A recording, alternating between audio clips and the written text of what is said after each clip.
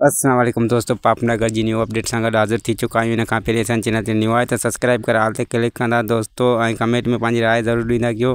त बिना देर हलूं त पंहिंजी अपडेट जी तरफ़ तव्हांखे इंतज़ारु कोन था करायूं। त दोस्तों शेर दिल जेको आहे त उहो मल्हार जी गिरफ़्तारी जी ख़बर पई आहे ऐं उनखे इहा बि ख़बर आहे त जेको मल्हार खे कंहिं गिरफ़्तार करायो आहे ऐं हिकु दफ़ो ॿीहर हू बालाज खान ते ॾमिरिजी पियो आहे। जीअं त हू ॻोठु वञणु चाहे पियो, हू हाणे चाचे जे मथां पंहिंजे जे मथां जेको आहे अञा बि घणो ज़ोर भरींदो त ॻोठु हलूं।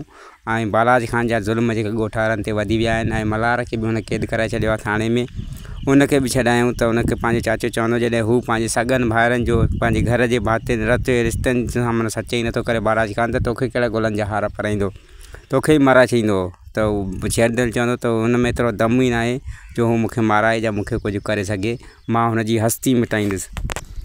ॿिए पासे दोस्तों बालाज खान जो इहो हुकुम जारी थियो आहे पुलिस खे त केर बि विच में अचे, खणी पोइ उहो वरियल खान हुजे केर बि विच में अचे, पर मल्हार खे मुंहिंजे चवण खां सवाइ हथु न आहे कढणो।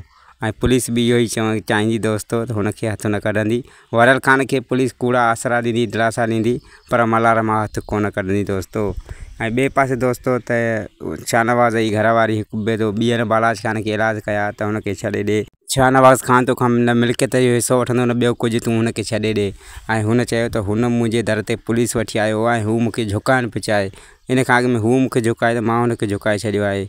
ऐं हू जेको नंढिड़ो आहे शाहनवाज़ खान जो, उन पंहिंजे चाचे बालाज खान खे चयो जेकॾहिं तूं मुंहिंजे बाबा खे मारण जी कोशिशि कई या हुनखे नुक़सानु पहुचाइण जी कोशिशि कई त मां तुंहिंजी धीउ खे मारे छॾींदुमि।